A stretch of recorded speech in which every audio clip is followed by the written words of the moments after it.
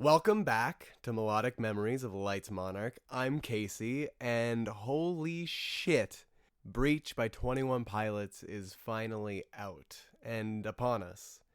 The Breach date has finally reached. I can't even begin to say how much this album truly means to me. Like, obviously, if anyone knows, 21 Pilots is a band, Tyler Joseph and Josh Dunn. In my prior episodes, I've talked about them quite a lot. In this episode here, judging on the title, you already know if you read it, it's going to be about their new album, Breach, as it is, again, finally out. And there is a lot that I have to say about this current album. I can't believe it is out to begin with. I know it's been a long time coming, in a sense at least. We got Clancy last year, which was the part one to Breach, because it's honestly kind of a double album. There isn't really any reason for it not to be. It originally got found out by the Digital Remains. They did a thing called Clancy Digital Remains. You could have bought it only for a limited time back on their web store, iTunes, and Amazon. If you bought it, you know there was a bunch of cryptic stuff with it, along with some bonus tracks, but the bonus tracks were just live tracks, nothing too crazy. As to where the actual, meat of the entire thing was this booklet that came with it, and piecing it together gave us the Paladin Straight video. If anyone remembers when that came out, holy shit, it feels like a long time ago, but realistically, it really wasn't. It was about a year ago, maybe a little bit more, year and a couple months, and now we're finally at the point where that video got finished. Clancy no longer being choked. We got the video for City Walls with the release day, or on the release day, literally at midnight for the people in the States. For me, it's 10 p.m., but when the album dropped, we got the music video, and I can't really think of a better place to start than with the music video for City Walls. Now, if you've seen it, that is great. If you haven't, stop this and go watch it, or else just listen to me ramble about it, but I promise you, watching it's going to do much more justice to the entire thing. Whether you know the story or not, you're going to be a little bit lost if you don't, but that's fine. I mean, 21 Pilots music has always been very accessible. They are some of the only artists I know that are able to walk the line so perfectly and just be able to have this story that they were doing for 10 years, 10 or more, and be able to balance it to where people can follow the story, look into the lyrics and the different songs, the different sounds, even down to the specific way that a tone sounds. And if you don't believe me, go listen to Leave the City and then Paladin Straight at the end. And Bandito, like Bandito and Paladin Straight at the very end, they have the same sound to them. That's how you know, in story terms and lore terms, that he made it to the point of no return. It's a hard concept to get your mind wrapped around, but once you do, it's pretty easy, which is kind of like any story. I very much attribute it to Kingdom Hearts as to why I love their lore telling and storytelling so much, because a lot of people consider Kingdom Hearts as a series to be incredibly confusing. But for me, I just, if you follow it, it's kind of right there. You just have to use your brain and think, which is something 21 Pilots has preached probably their whole career. Like, we were gifted with thought, which is a literal lyric from one of their early songs in Vessel. Like, you gotta use your brain. You gotta think. We were gifted with it. Use it. It's time to think. But with that tangent aside, I have to say, the music video, City Walls, it was a hard watch. I'm not gonna lie. I want to say perfect ending, but it's not what I expected in terms of, what it was. I feel like a part of me expected it, but it's not what I was hoping for, is probably the better way to word it. And it is kind of very meta to say that that was the point. Every album of theirs, to kind of give some backstory to just them, not in lore terms, but just what their albums kind of stood for, it always kind of had a cycle to it. And every single album that they've dropped, whether we noticed it at the time or not, they all had different beats and marks to it that were very similar to the next album that came along, and then the next album that came along, and it was always like a cycle.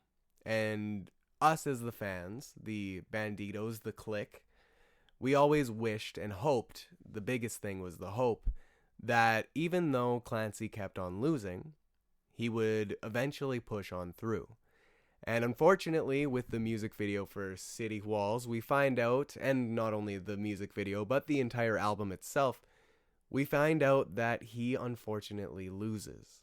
And it is a very depressing thought, but it is to leave us with a greater message and a greater purpose towards the entire story, which I will get into. But to focus on the City Walls music video itself, it was insane. Very impressive. The boys, they actually spent a full $1 million, which is the first time they've ever done so in their whole entire career on a music video. And I have to say it shows. It was very impressive, very well done, and way more so than any of their other ones. And I thought the same thing for Paladin Straight when it originally came out. Now, this one, I would have to say, maybe not as pretty in terms of like the aesthetics, because Paladin Straight music video, the way it was, he was on like a cliffside mountain, like very beautiful. The colors were incredibly vibrant.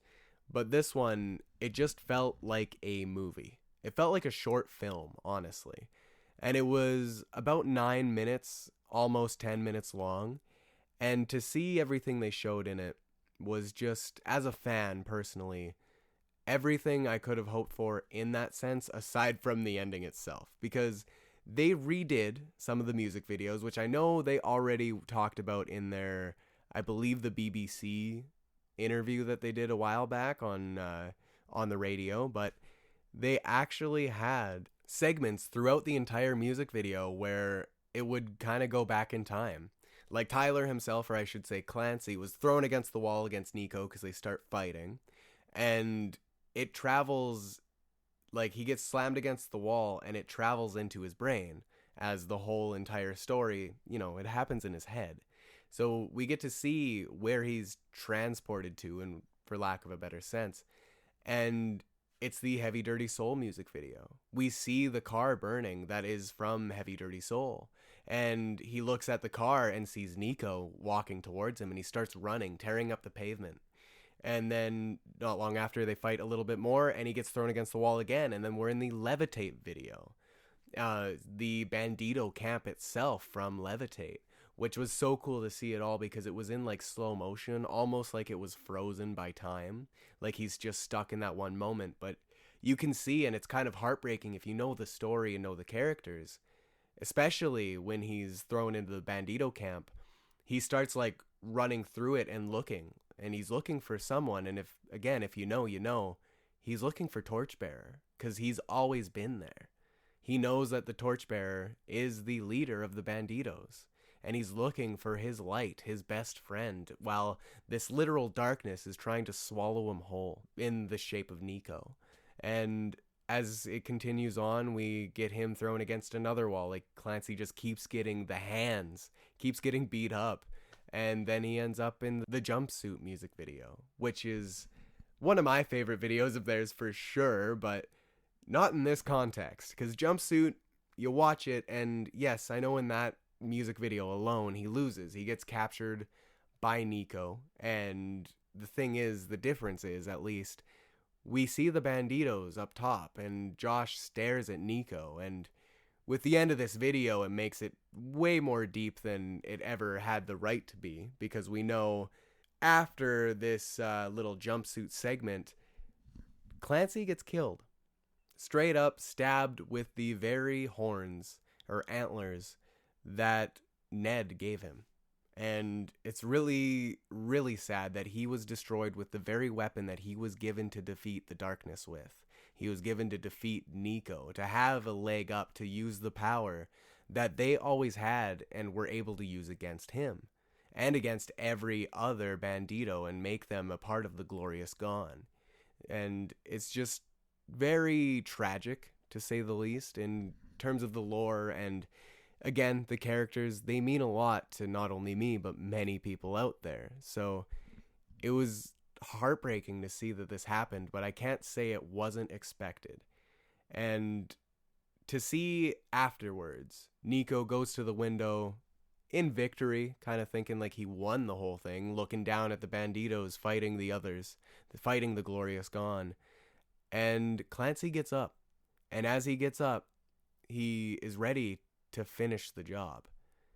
It's actually very inspiring, to say the least, that he's able to get up even after being defeated. And he shows the sign of 21 Pilots. And for those that don't know, you put your two fingers up, like you're doing a peace sign, and put your other finger from your other hand, if you will, across it. And it makes their logo, the line, dash, and slash. It makes that with your fingers. And he does that to blast Nico to Kingdom Come. Nico's gone.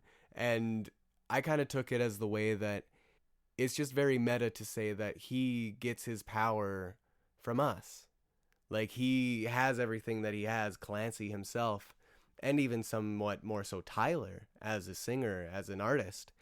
They get their energy, their power to be able to do this. And again, at the end of the day, this music is for us, the fans, and for them to have a creative outlet. But it does its job. It works. It blows Nico away, and yet he's left as an empty husk to then take Nico's place as Blurryface. So it seems that Clancy itself, the name Clancy, isn't so much a name, but a title, as there is another Clancy out there waiting, because after he turns into Blurryface himself, not only does he grab he tears the curtain down and wears it as a bishop's cloak, picks up the bishop cloaks on the floor and hands them out to the other banditos that finally broke into the room with Torchbearer, and that is his 9. That is the 9 bishops alongside Clancy, who is no longer Clancy. He is Blurryface.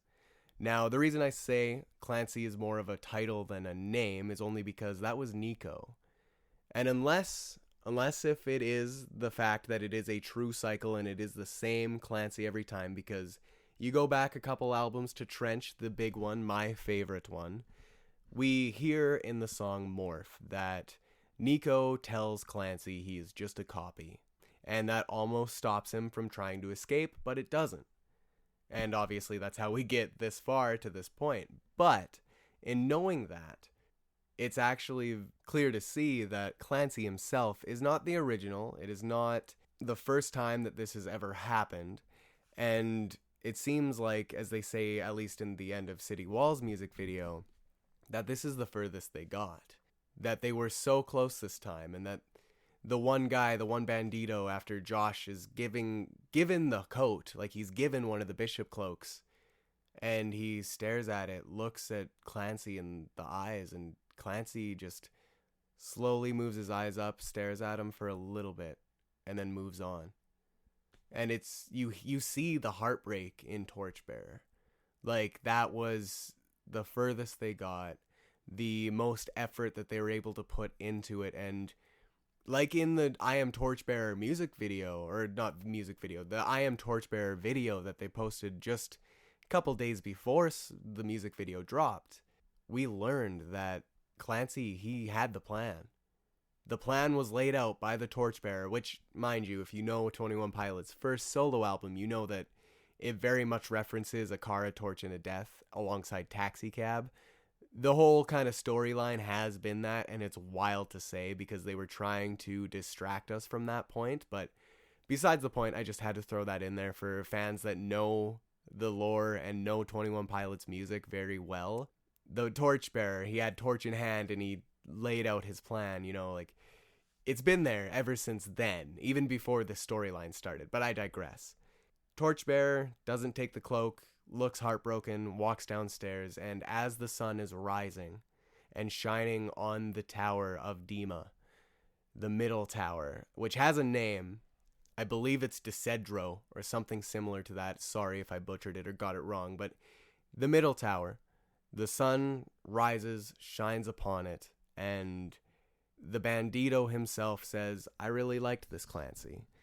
And Torchbearer says, yeah, me too. But up there, that's not Clancy anymore. Clancy's out there somewhere, and we'll try again. the other Bandito member says, "Again?"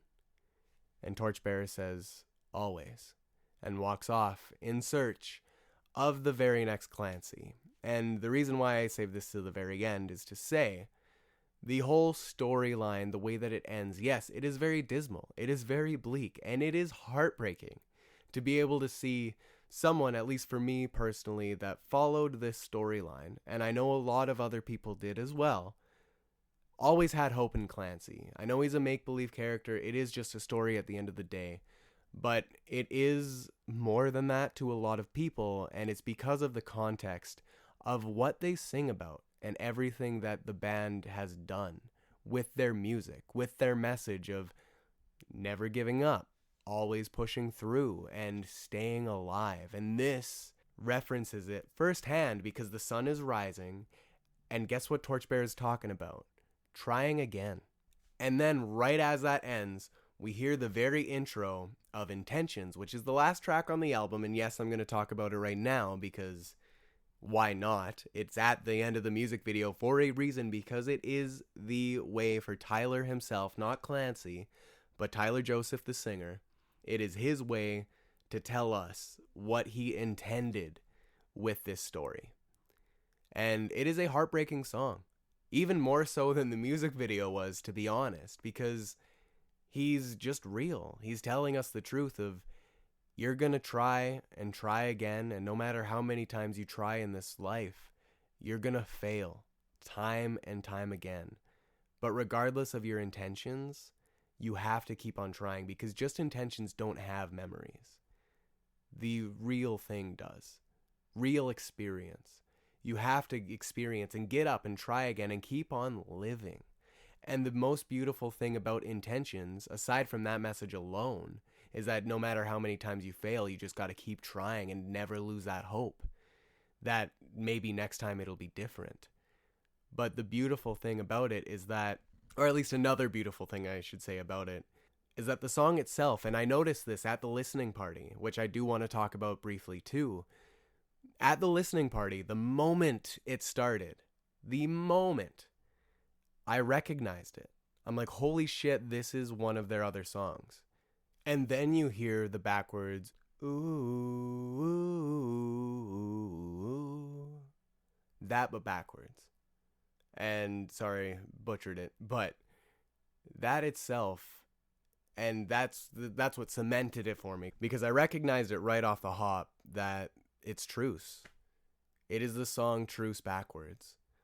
And that song itself has a literal lyric in it. The intention of the song, the end of Vessel, going into Blurry Face. And again, Vessel was before the story even had like any inkling of anything. The main lyric that to take from it, and one of the most like hard lyrics to hear, especially when it's sang live, because usually they close the show with Truce, is that the sun will rise and we will try again.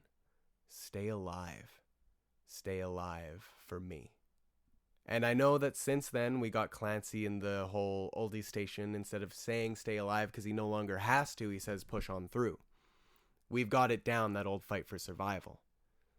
And now it's just reaffirming with the last song on the album itself the same message that they have always had. Be it the end of the City Walls video with the literal sun rising and shining onto the tower, showing that there is still hope. There's always a new day. There's always going to be a new day that dawns no matter what you go through. Towards the Intentions itself being Truce literally backwards, and having like the original song and what it means with these new lyrics upon it backwards. Like it speaks volumes to someone that knows the story of 21 Pilots, even more so than just the lore part of it, like just their personal story from where they started from the very beginning, even debut album like self-titled, all the way to Breach. It's amazing what they were able to do, and the fact that they had these inklings of this story already so far back in the self-titled and in Vessel, and how it's always been a cycle of losing and failing, and yet every single time to try again. And that is the biggest thing to take from this album, just as much as their old albums.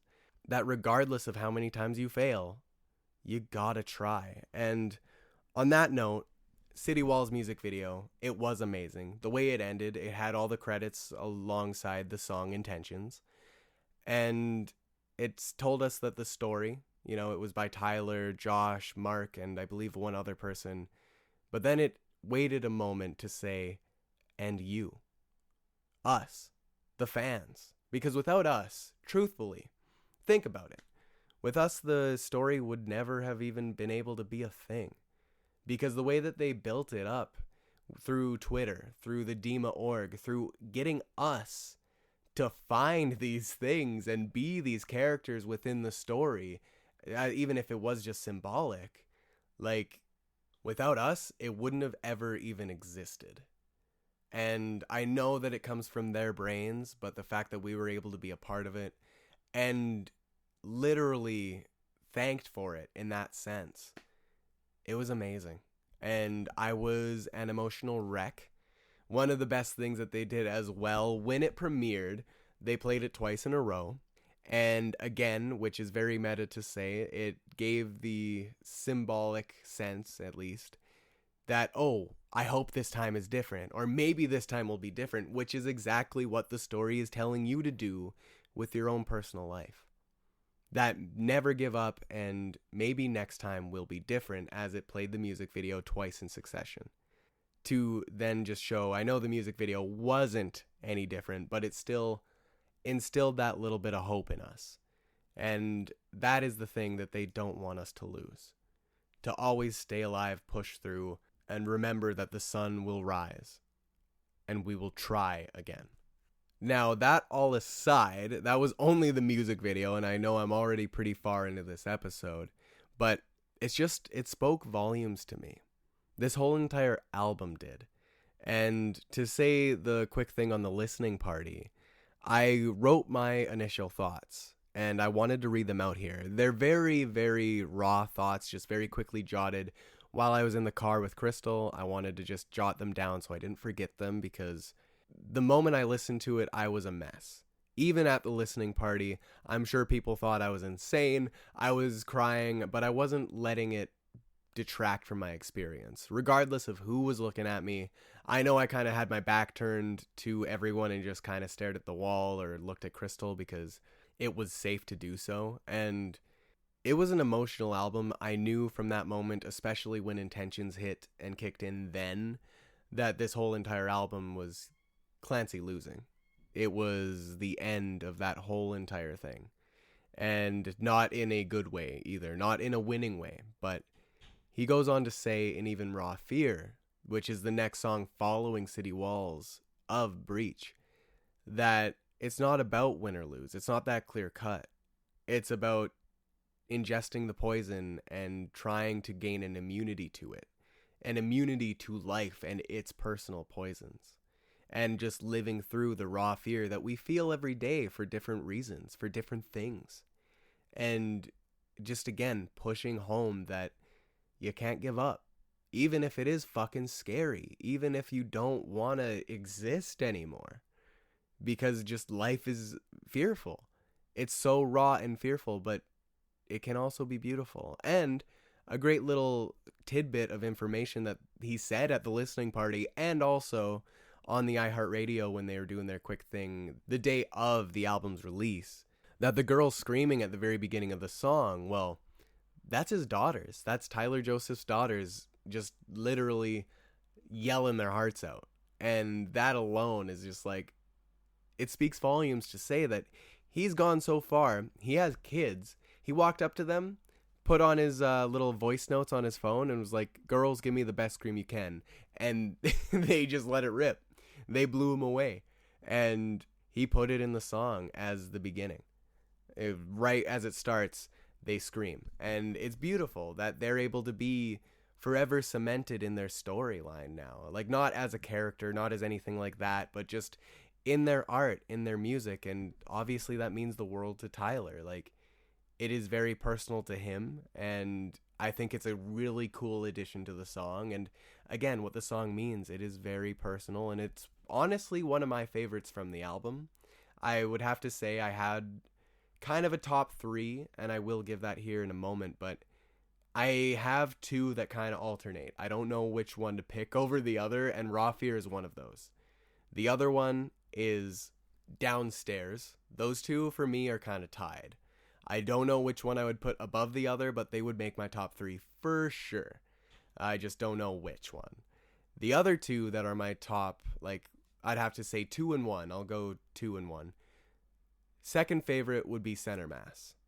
That one I know is very busy, very hectic, but there's not only references to the Click, to the Clancy tour itself, especially Drumgate, if anyone knows what that is. Girl, you really shouldn't be taking that, or whatever the meme is. This lady back in, I think, Poland or something, maybe Warsaw, I can't remember. On one of the Clancy tour dates, though, overseas, this girl walked up, grabbed Josh's drum, and walked off with it. Completely. And that's the reason why they started chaining the drum to the fucking, like, ground or whatever it was chained to. Like, so people couldn't steal it. Because this girl just walked off with it. And it could have ruined the tour. Like, they were off overseas. They didn't have another drum with them. Like, I know they could have gotten one, but not in time for the next show. And luckily it was tracked down and given back to the band. But a very iconic moment through 21 Pilots, through the fans. And that fan is now forever captured at the very beginning of Center Mass. Not to mention the other one that was singing their heart out. I can't remember the exact song they were singing, but they did sample another one. And it just makes me smile as a fan. Like, I know it's not me. I'm not in the songs, but just the fact that, like, they captured that and sampled it from videos from the Clancy tour of fans took. That means they look at these things. And I already knew that, but it just goes to show even more how humble they are, how good of people they are. And I don't mean to keep praising them because I know they are just human. But it's just nice to see, because in a world of just mainstream media, instant gratification, no artistic integrity, it's beautiful to see that these guys are just as close as they can be, at least, to just normal dudes.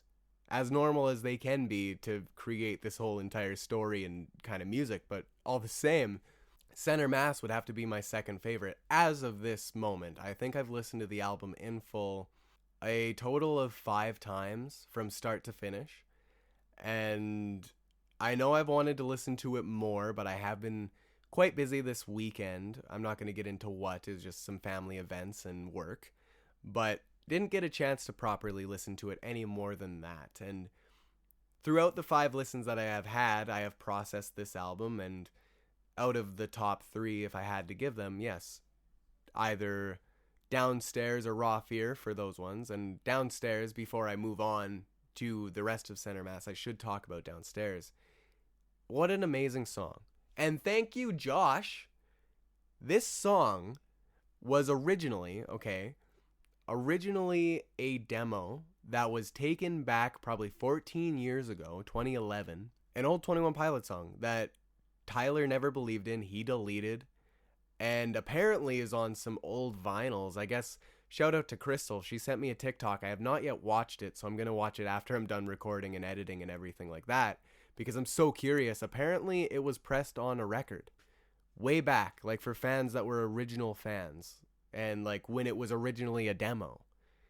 Crazy to think that that exists, but apparently it's been posted to TikTok. Crystal sent it to me. I will see if it's valid or not, but go check it out, I guess, if you can find it. And to know that it's such an old song, it shows.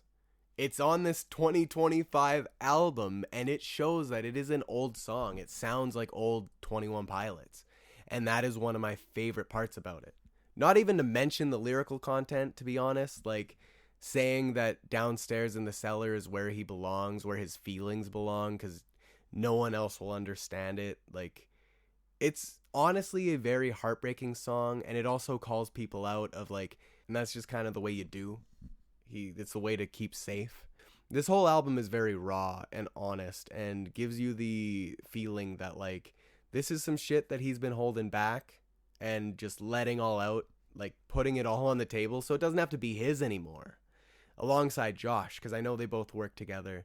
They're hand in hand are 21 Pilots. There's no way the band would exist without both of them, truly, and or at least not have been what it is. So I can't just say just Tyler. I just say that because he's the one singing. But whenever I say that, I do mean Josh as well. Like, he's just as important. Do not even get me started on that, because Josh, just even though he's just the drummer, he's so much more than that. He is able to sing in Drum Show. He's able to assist with the story. And honestly, I'm sure he's probably helped with some of the lyrics too. Like, why not at this point? I know they feed off each other. There's been a time, even in Drum Show, like, Tyler sent Josh the demo, and with Drum Show, he gave it back saying, yo, this isn't good, or isn't what I was expecting, and I don't vibe with this. Like, keep working. To push Tyler to make what Drum Show was, and probably why we got Josh singing on it. Like, it just, again, everything happens for a reason, but I digress. Downstairs, an amazing song, very emotional one, and a old feel to it. You can even hear that they kept some of the demo too. Like, you can hear old 2011 Tyler screaming on it, while 2025 Tyler sings over it. Very, very cool to hear. And especially if you're wearing headphones and you can hear them both at the same time, it is wonderful as an old 21 Pilots fan, let me tell you. But apart from that, to get to my number one song from the album, it is actually the song that I claimed. If you go back a few episodes, couldn't tell you which one, but quite a while ago when the album was first announced, or at least the track list for it was, I claimed a song. 2 to be exact. Raw Fear was the second claim, but my main claim, number 1, was Tally. And that one is my number 1, ever since I first heard it. Even at the listening party, that one was my favorite, because he just starts by him going off. Like, I couldn't even begin to say just how much that song truly, like, caught me just off guard. I was like, holy shit. Because he just goes. And then it also references one of my favorite singles, my actual favorite single from Clancy. Obviously, in Backslide, if you know, he pleads for them to throw him a line so he can be saved.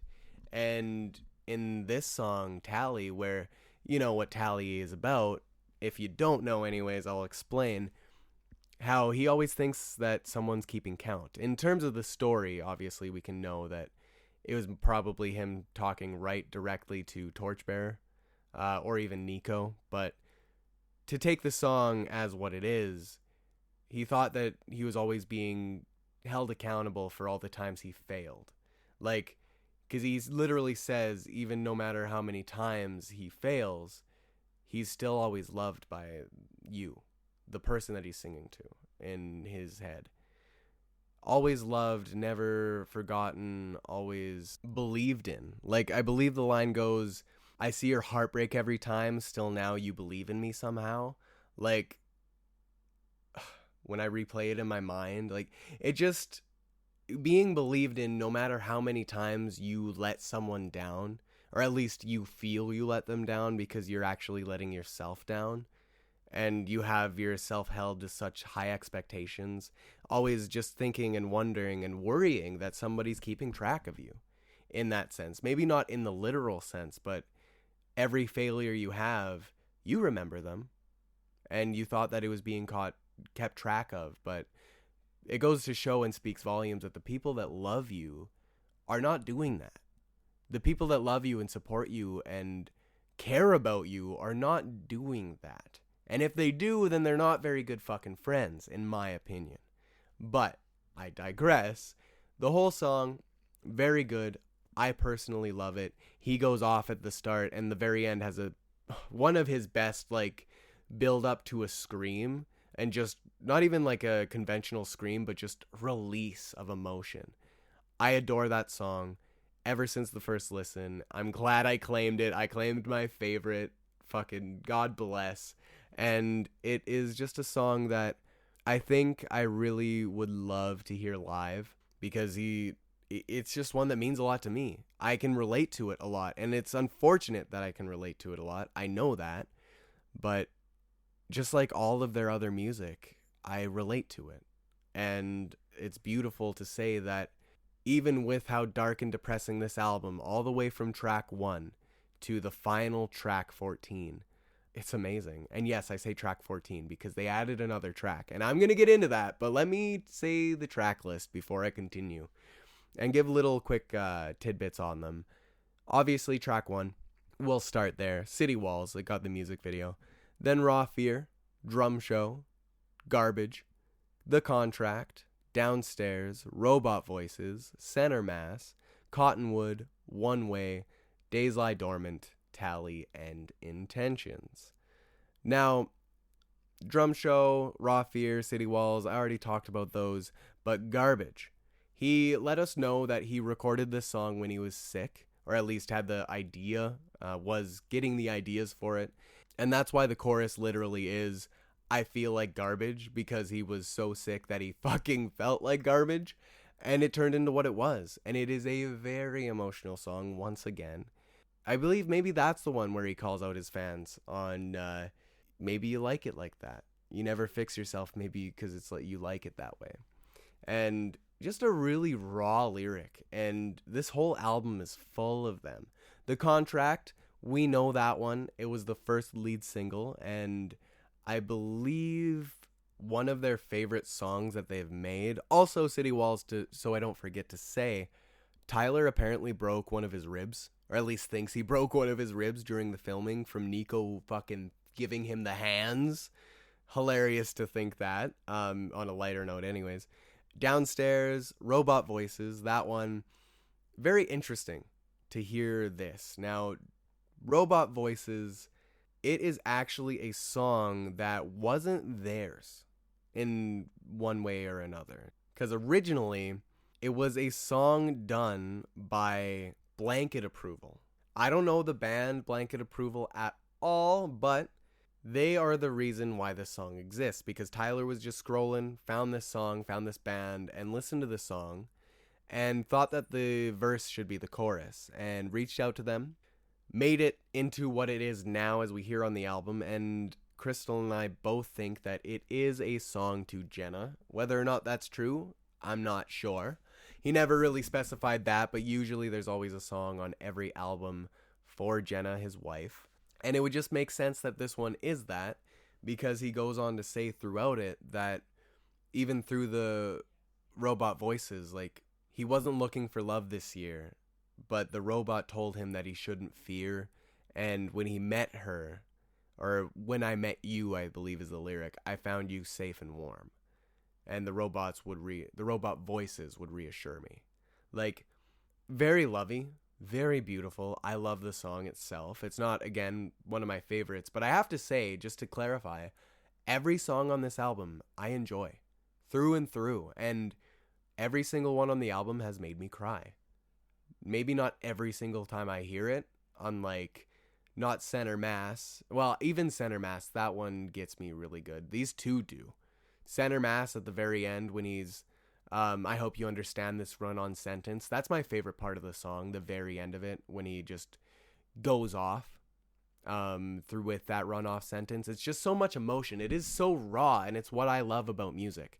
When it is that raw and just, like out there. And one of the things I love NF for, which is one of my main three, as I've said before, just more of that, please. Center Mass was amazing. And Cottonwood, that's the other one that makes me cry. And I know that one personally. Robot Voices and Cottonwood are some of Crystal's favorites, as she's told me.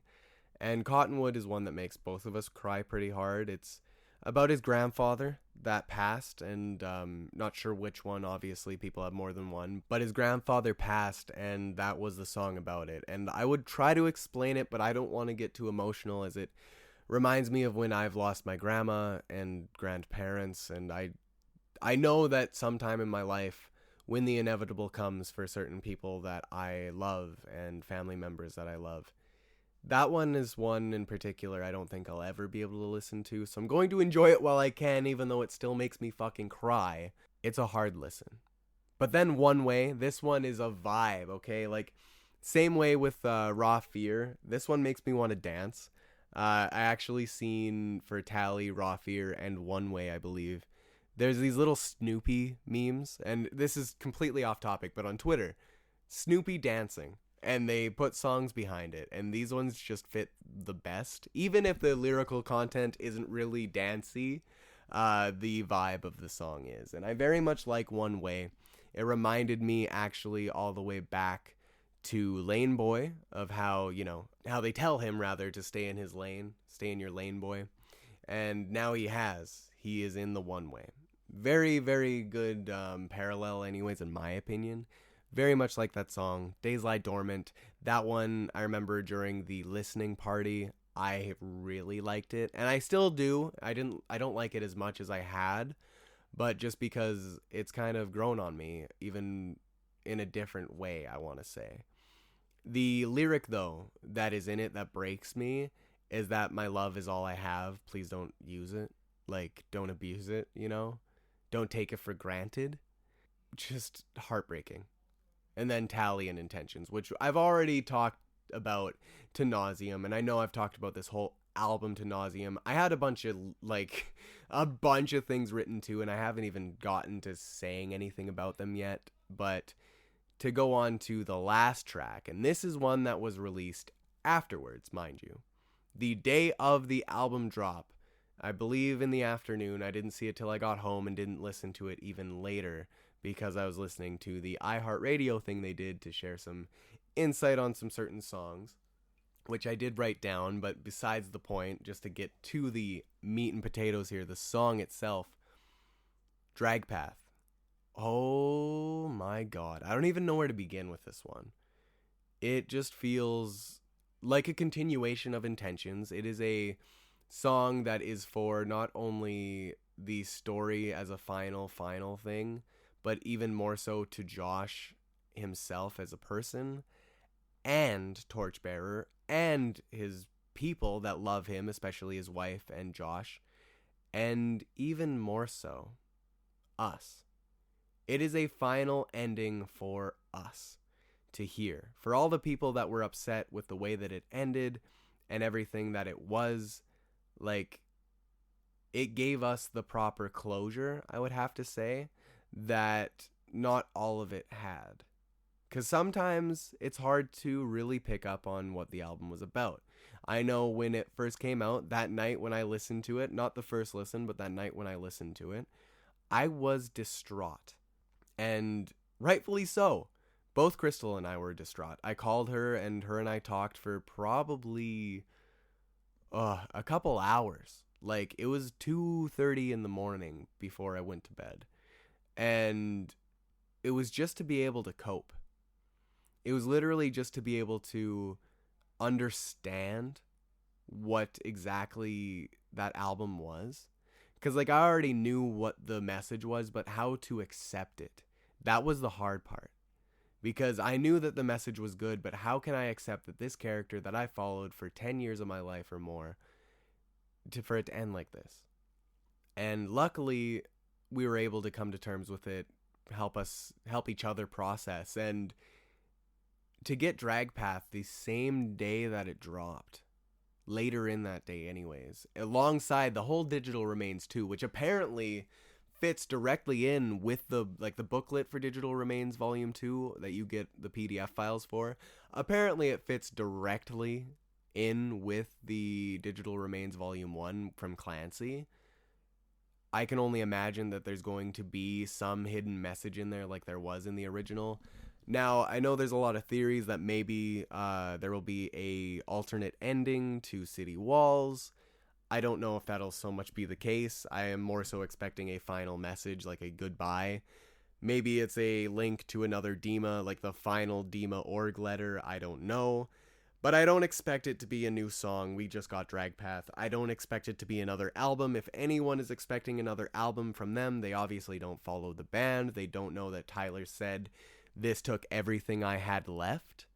And if you are upset about that and expecting more, I will say this once and only once. Go find a different band to follow. Go find some TikTok band that regurgitates the exact same garbage every week. And that is not shitting on anyone in particular, any person, any artist in particular. Just the fact that that does exist. And if that's what you're looking for, you need that more. You need more instant gratification. Go find it. Because this is not the band to do that with. And that's all I'm saying about it. But to say Dragpath was good, holy fuck, that's an understatement. It was emotional. It made me cry. I listened to it 3 times in a row when it first came out. Granted, after the full album, because I don't like to just click the song and listen to it. I re-listened to the full album with the lyrics in front of my face. So I made sure I got everything, though there wasn't really anything I was missing out on. Like, they speak very clearly. I think I just missed some, like, behind the vocals thing, like, that was mixed in. But regardless, with Dragpath, I was on the floor. Those 3 listens, I was on the floor in a ball. Just processing it. Crying and processing it. And I know sounds ridiculous. It is just music. Don't worry. I have good mental health. I have gotten through a lot of shit. I am healed in many, many ways. And this album, that was one of the big things with the entire thing that I was like, holy shit, I don't know if I'll be able to listen to this album much because I don't want to be back in that place. And after we kind of processed it and realized, oh, hey, this is the way for Tyler and Josh to close the story and make it in a way that they are finally done. Like, not done with 21 Pilots, but done saying the same story because they are better. They are healed. They have hope. Especially Tyler, as he's the one that struggled the most, at least through the mental health problems, at least for what was shown. And even in City Walls, the music video, granted, Tyler's Clancy Bishop, if you will, or whatever you want to call it, the new blurry face that he becomes, his black paint is lower than Nico's was. So it also gives you the idea that there is hope that eventually this cycle will come to an end. Eventually this depression, this darkness that he feels, and we all feel through our own mental struggles in real life, eventually it will all come to an end, or at least become easier to manage. And that in itself just instills so much hope. And enough on that anyways. But Dragpath, I want to get to the lyric that really sent me. Because the whole song is about being found. First off, you're being found by the devil. And then you're being found by somebody like he found me. Be it God, be it his friend Josh, be it us, or even Jenna.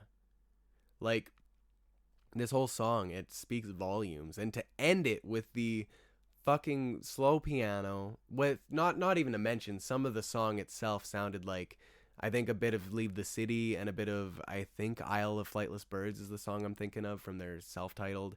And I believe Josh even sings in the background of this song as well. Like, full circle, just a lot of fucking emotion, a lot of amazing things. And to end on the note that they did with the slow piano for Tyler to sing, then the sun begins to rise. We made it through the darkest night. You found me.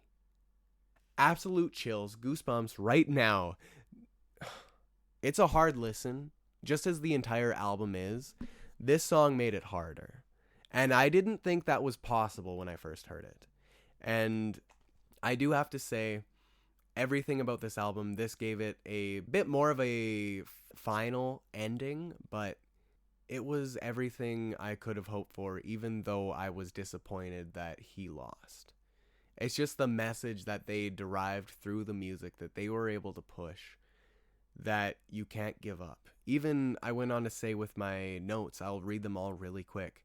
Wow, Breach. I don't even know where to begin, nor really what to say. It's an album about cycles, how intentions matter, and how you truly are going to fail time after time, and yet within that failure, you must never give up. Push on through, or stay alive as he references with intentions. Tally is the one I claimed, and most certainly my favorite off of the album. If I had to pick a top 3, it would be the 2 leading up to and including Tally. Mind you, I wrote this at the listening party, or in the car afterwards. Absolutely a much different, less hype album in comparison to Clancy, but as it truthfully should be. It's the end, and it sounds as such, through and through. Not to say that it doesn't have its hype moments, as the one he goes hardest on is his personal favorite, which was Center Mass. He said it in the listening party. I can't remember which track that was, but once the album drops, I will know. Obviously, I know now. And there was a song that was over 14 years old that was Downstairs. Nuts, but if it wasn't for Josh, Tally, and one other wouldn't be on the album. And I believe that was Tally and Downstairs because Josh saved the demo, as I mentioned. And I go on to say, it was truly the Evermore to its folklore, and I couldn't be happier. A crying and sobbing mess. Now, when I said Evermore to its folklore, I said that and was like, maybe I'm wrong in saying that, but hearing it again, folklore is very good for Taylor Swift, and Evermore, it takes the emotions and dials it up to like tenfold.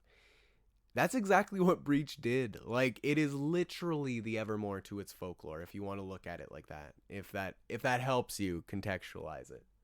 And I still go on to say, yes, but I am happy and left knowing that in moments where life is too much and I can't live up to expectations and the intentions I had, that the memories made through the moments following are the ones I will be left with.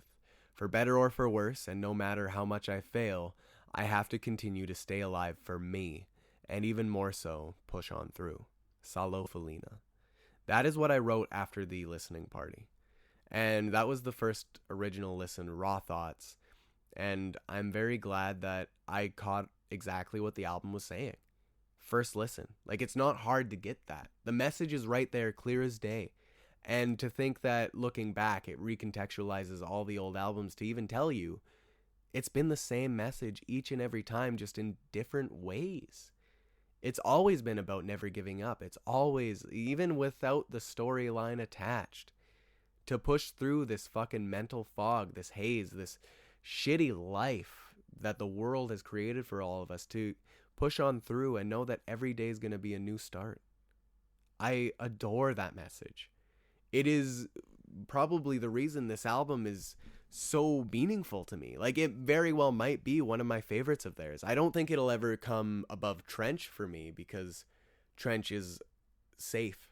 It is my safe place. If I had to pick an album that just feels safe, like a warm hug, it'd be Trench. But this one, it is probably their best album that they've made to date in terms of just message, balance for the story, alongside just casual listeners to be able to listen to it that don't give a shit about the story.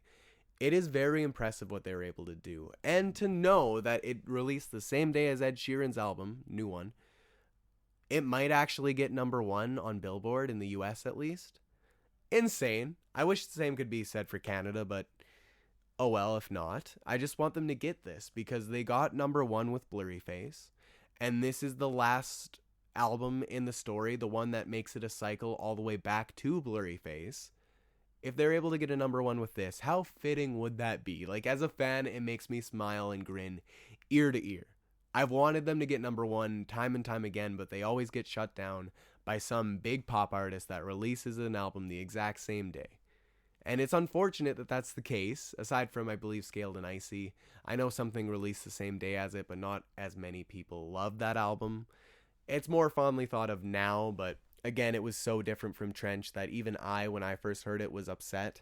And it wasn't until I learned, oh, hey, they made it that way literally because they didn't want to bring people down more. Beautiful. Respect. And also, he did say that he did originally have a darker album planned in place. That darker album couldn't have been Clancy. I feel like originally it was Breach. Or at least an amalgamation of the two put together, because there would have never been Scaled and Icy if COVID didn't happen. And knowing that, and that he always had a darker story in plan for what Scaled and Icy was, and it might have even been called something else, it's interesting to think that maybe some of these songs were originally written back then, and the album that he originally wanted to put out. Especially with, now that Scaled and Icy exists and Clancy is what it is, you hear some songs and you can tell that those ones were most certainly the quote-unquote deluxe tracks, because in the interview with Zane Lowe when Breach was first announced, they did specifically say they originally wanted to just add a couple songs to Clancy and call it a day. But because it didn't feel right, and the way you think of deluxe things, it's usually like food, it's not art. And that's why they gave it a full-length album such as Breach. And this is what we got, and I couldn't be happier about it. Devastated for what the content of the album is, yes, but couldn't be happier because it is an album of defeat, but more precisely, a slate being cleansed for the chance to try again. Just as in life, you must always keep trying. When the sun rises, we will try again. There is no winning, just forever and consistently trying again. Now, I rambled on for a long time already. I do have more thoughts that I could go on about, which, you know what, I might go on about in the next episode. I'm going to be seeing 21 Pilots next week, so that's going to be the main focus of that episode if anyone is interested. And I'm going to be going over the whole trip. We're going to see them night 1 and 2 in Toronto. And maybe by then the album will be able to sit a little bit more with me and I can get my thoughts of these rambles that I wrote down, because they are very quick thoughts. They're actually from the, I believe, midnight all the way to 2:30 there when I was talking to Crystal and everything we were talking about. I jotted down really quick thoughts, and I'm sure when the album sits a little bit more with me and I'm able to sit on that plane to Toronto with nothing else to do, I can work on kind of contextualizing these. And I'll probably have it in the next episode alongside the experience of seeing the Clancy tour Breach. I'm so excited for it. I don't know if I could even put it into words. Sorry for my voice getting shaky there, but the thought of it, the thought of seeing these guys again, it really, oh God, the thought of seeing these guys again means a lot to me. I was able to see them for the Bandito tour back in 2018 in Edmonton. And this tour itself, I wanted to go see the Clancy tour, but I couldn't make it happen. And now that Breach is coming on back and hitting up Toronto, I knew I couldn't miss it. And we are going to be flying out for it, seeing both dates to make up for the missed Clancy tour date. Even if they play the same songs, I don't care. We're going to be in the pit for show 1, which is insane to think. I wanted that a goal for myself. My goal was to, if I ever see them again, was to see them in the pit. Because the first time was in seats. Second night, we're going to go in the seats because we couldn't afford pit tickets both nights. And, you know, we've seen it already. We'll let the other fans have this, right? And we'll still be there for it. So I'm very, very excited. If I had to pick some songs just quick that I hope they play off of the new album, obviously I know they're going to play all the singles, so I'm not even going to mention them, being City Walls, Drum Show, and The Contract. But the ones that aren't singles that I hope they play, I would love to hear Tally. I would love to hear Raw Fear. And Downstairs, as well as Center Mass. My favorite songs that I already mentioned. And I do believe we are also, just in the context of the story, for older songs, we might actually get Goner. A live version of Goner. I know that it was played back in the Blurryface tour. I don't know if it's played every date, but I know it has been played live before, so it's not like it's never been. And I don't know if it's been played in any other tours. I haven't, I don't know for sure anyways.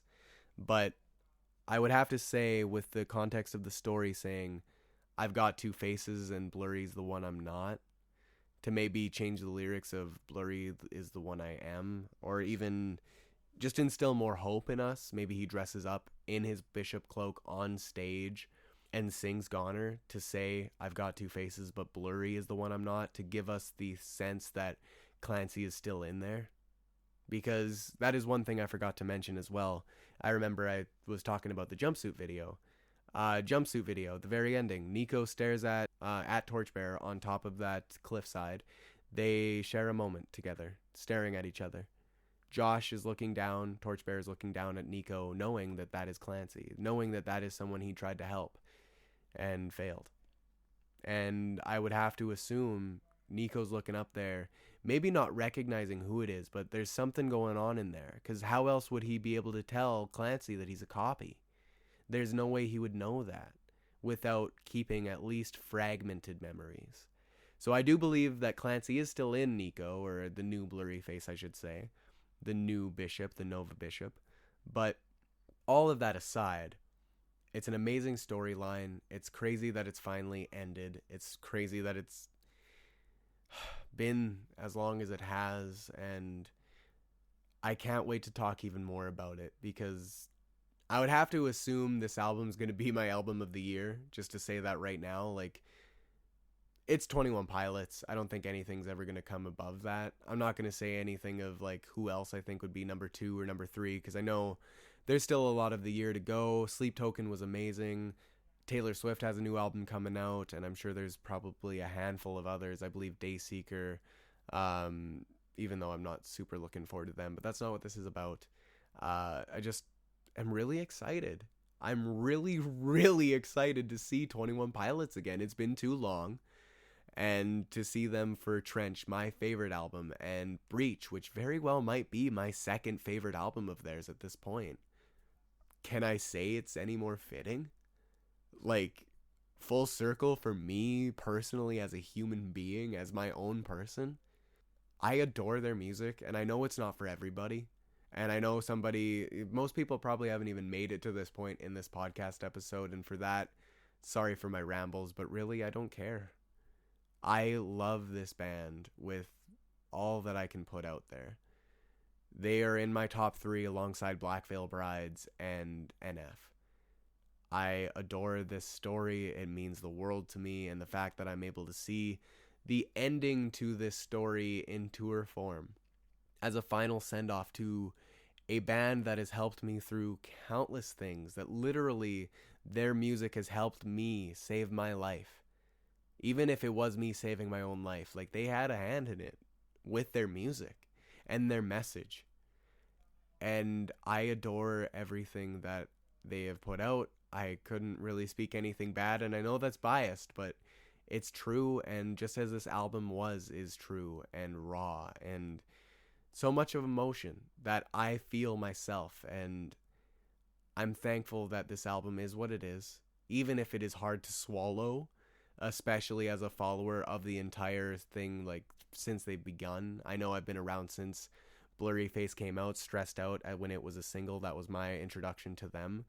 And to have stayed the entire time, to have stayed a fan consistently, that doesn't happen often. I know I personally am a person that is dedicated to what they love, because for me it's a passion.